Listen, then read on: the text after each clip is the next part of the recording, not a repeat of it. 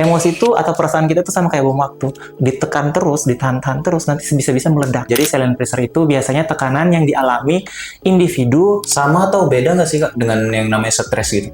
Pernah nggak sih kalian ngerasa tetap tersenyum, tetap berkegiatan, atau bahkan nih tetap terlihat kuat? Padahal kalian ini lagi capek-capeknya, tertekan, bahkan pengen berhenti. Kalau pernah, nah ini yang dinamakan dengan silent pressure. Hari ini kita akan bahas lebih dalam apa sih itu tentang silent pressure ini. Dan sudah bersama saya, Kakak Fahril, selaku konselor di Politeknik Penerbangan Jayapura. Halo Kak Fahril, selamat malam. Halo juga Kak Data. Nah, Kak Fahril ini selaku konselor, kalau boleh tahu nih, nama kakak secara lengkap dan juga riwayat pendidikan kakak nih di mana saja sih? Oke. Baik, terima kasih untuk kesempatannya pada malam hari ini. Selamat malam. Perkenalkan, nama saya Abdul Fahril Gani, biasa dipanggil Fahril. Saya di sini sebagai konselor SDM di Politeknik Penerbangan Jayapura. Nah, sebelumnya untuk pendidikan saya itu saya lulusan dari Universitas Teknologi Yogyakarta dengan jurusan psikologi. Gitu. Oh, gitu. Berarti Iya. kakak ini udah jauh-jauh sampai balik lagi ya? Betul. Sebenarnya apa sih yang dimaksud dengan silent pressure nih? Oke, untuk silent pressure sendiri itu biasanya banyak dialami oleh beberapa individu teman-teman semuanya. Gitu. Jadi saya pun pernah mengalami ini sendiri. Jadi silent pressure itu biasanya tekanan yang dialami individu dan dipendam sendiri, tidak ada wadah untuk meluapkan emosi itu gitu. Jadi kayak ya perasaan yang tidak bisa diutarakan atau emosi yang ditahan, Bener. itu disebut dengan silent pressure gitu. Tapi ini silent pressure nih sama atau beda nggak sih Kak dengan yang namanya stres gitu? Oh, ini sama sekali. Jadi kayak tidak ada bedanya sebenarnya. Untuk silent pressure sendiri itu tingkatannya lebih lumayan mengarah ke stres gitu, sebelum ke stresnya. Nah, silent pressure itu biasanya dialami di awal-awal, gejala awal gitu. Nah, biasanya kalau misalnya ditarik mundur dan juga dilihat di lingkungan taruna, biasanya itu banyak dialami karena mereka banyak tuntutan lah yang harus Iya benar. didapatkan kan gitu. Dari tuntutan tadi nih, kira-kira contoh dari tuntutan yang pernah kakak alami selama menangani masalah mahasiswa-mahasiswi di sini apa aja? Nah, biasanya yang paling banyak itu mereka takut dianggap lemah gitu. Biasanya untuk yang paling-paling banyak dialami beberapa mahasiswa ataupun mahasiswi. Nah, biasanya ini banyak lebih didapatkan di mahasiswa karena Oh, iya. mereka tuh harus tuntutan sosialnya kayak harus kuat, tidak boleh lemah, tidak boleh nangis. Kayak jadinya toxic masculinity gitu. Oh, Jadi itu juga berbahaya buat dirinya sendiri, bisa berdampak nanti ya dampaknya banyak lah, bisa menurunkan performanya, motivasinya menurun gitu. Karena tuntutan-tuntutan itu tadi harus disiplin, harus terlihat tegar meskipun ada masalah gitu. bener sih nih. Relate juga dengan kehidupan saya juga sebagai Oh iya mahasiswa ya. di sini. Karena kita kan tahu banyak tuntutan, rasa pengen tetap terlihat kuat, padahal di dalam hati ini udah terasa capek Capek untuk banget ya, berkegiatan betul. gitu. Jadi solusi kalau untuk mengatasi dari masalah silent pressure ini tadi apa nih? Nah, untuk solusinya sebenarnya balik lagi ke dirinya masing-masing gitu. Karena di sini kan terbatas aksesnya ya.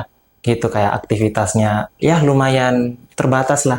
Jadi kayak harus bagaimana caranya mendapatkan atau mencari kegiatan yang benar-benar membuat kita tuh senang. Nah, itu caranya. Kalau misalnya tidak, ya kalian cari teman untuk bercerita. Nah, ini harus hati-hati. Kalian cari teman yang bisa diajak bicara bukan untuk membandingkan. Biasanya kan ada orang-orang nih, kayak misal saya datang ke Data mau Ya, bercerita, tapi nanti Data membandingkan kehidupannya dengan kehidupan saya, padahal saya pengen didengarkan, terus pengen juga mengutarakan apa isi hati saya, apa yang sedang saya rasakan.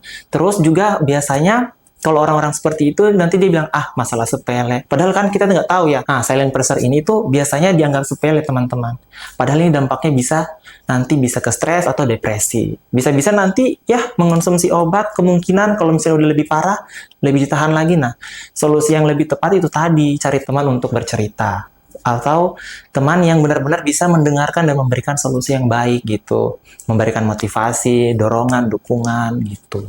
berarti kita ini nggak boleh harus memendam sendiri gitu ya. Iya, betul sekali. Karena kalau dipendam ya itu tadi jadi burnout, kayak kelelahan fisik, kelelahan mental. Padahal kan lagi nggak ngapa-ngapain biasanya kan, jadi kayak Iya, bener. kok capek banget ya. Padahal kayak nggak aktivitas berat gitu kan, Bener, makanya nggak aktivitas berat. Jadi kayak mau pendidikan atau mau melakukan aktivitas lainnya jadi kayak malas banget gitu kan. Nah, makanya itu perlu namanya kita jangan menekan emosi. Jadi kita harus emosi itu kita uraikan, jabarkan gitu. Kalau kita tekan ya sudah selesai nanti. semua-semuanya bisa tahu bom waktu kan? Iya Nah, benar. Tahu kalau nanti ada jangka waktunya gitu, Iya, bisa ledak gitu. betul. Nah, makanya nih, emosi itu atau perasaan kita tuh sama kayak bom waktu. Ditekan terus, ditahan-tahan terus, nanti bisa-bisa meledak. Makanya, sekali ada gesekan, udah tuh. Udah. Padahal masalahnya sepele nih. Misal, aduh, kita nggak boleh anggap sepele, teman-teman Iya, ya. benar. Masalahnya contohnya, kayak masalahnya tuh biasa, kayak capek pendidikan atau homesick gitu kan. Tapi kayak makin ditahan dengan masalah yang datang, wah udah menumpuk nih masalahnya. Nah, kalau misalnya ada gesekan dengan teman atau selisih pendapat, bisa tuh bom, Sudah, pertengkaran meledak. terjadi. Jadi merugikan orang lain dan juga merugikan diri sendiri. Gitu. Makanya perlu kita emosi itu dituangkan atau direalisasikan, kayak harus ya kalau menangis nangis, kalau mau marah ya marah, karena itu yang emosi yang sedang dirasakan gitu. Berarti kalau misalnya kita perlu meluapkan emosi, belum tentu harus bercerita kepada seseorang. Bisa kita luapin dari diri sendiri gitu. Betul, betul. Jadi biasanya juga itu masalah-masalah muncul karena pikiran sendiri. Masalah muncul karena kayak, aduh saya itu sudah pusing. Ya makin bikin pusing sendiri, harusnya jangan overthinking teman-teman. Jangan kalian anggap semua masalah itu berat. Hadapi aja, jangan mundur gitu. Kalau misalnya mundur ya sudah. Selain pressure, kalian menyakiti diri kalian sendiri secara tidak langsung. Gitu. Makanya perlu kalian cari teman yang tepat ya. Jangan yang kayak yang saya bilang tadi. Iya. Kayak kita pengen didengar tapi dia jadi kayak kamu biasa saja masalahnya. Terus dilihat saya nih, Padahal saya nggak masalahnya tahu lebih masalah berat. ini. Iya, jadi kita nggak boleh anggap masalah orang lain itu sepele gitu. Tadi kakak juga kan berbicara tentang burnout. Bisa nggak sih dijelaskan tentang burnout ini tadi, Kak? Nah, kalau untuk burnout sendiri itu yang sudah saya jelaskan tadi, kelelahan mental, kelelahan fisik, dan juga kelelahan-kelelahan lainnya yang timbul karena masalah-masalah yang banyak dipendam sendiri.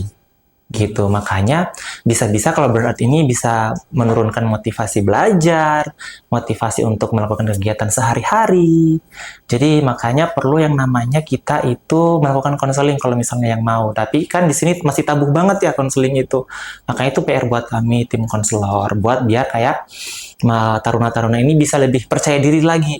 Bisa kayak kalau misalnya kakak konselor itu bukan lagi gangguan apa ya, Gangguan kayak jiwa gangguan dia. jiwa gitu kan, kayak jadi datang aja sebenarnya, masalah ada masalah atau tidaknya ya datang aja, mau curhat yang penting atau tidak penting kita selalu siap mendengarkan kok gitu. Nah, ini gitu. tadi banyak muncul stigma, laki-laki tidak bercerita, tapi diam saja. Itu tadi. Iya, makanya itu banyak laki-laki yang tiba-tiba malam insomnia, susah tidur, terus juga dia nanti sering overthinking, terus dia juga kayak homesick jadinya kan, kayak jadi kangen rumah nih, tidak ada orang yang bisa dengar saya di sini gitu.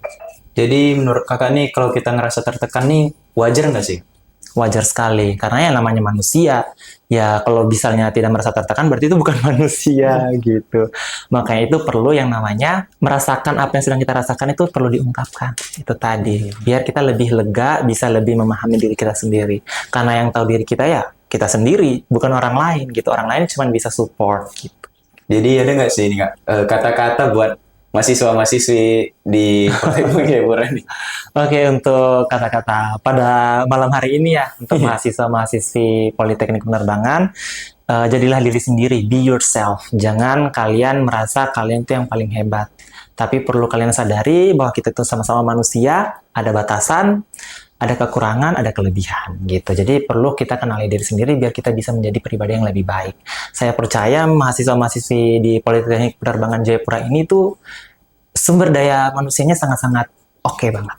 Dan untuk teman-teman nih, tetap jaga kesehatan mental kalian nih. Saya juga punya kata-kata. Asik. Kita tahu bahwa pundak kalian dipersiapkan untuk beban yang besar. Oke. Tapi ingatlah bahwa menjadi kuat bukan berarti tidak boleh kita merasa lelah. Silent pressure itu nyata. Tapi kalian tidak harus menghadapinya sendirian dalam diam. Istirahat sejenak bukan berarti menyerah. Itu adalah cara agar kita bisa melangkah lebih jauh lagi. Dan saya, Data Handana Ginting, pamit undur diri. Sampai jumpa di podcast berikutnya yang akan menginspirasi kalian semua. Terima kasih.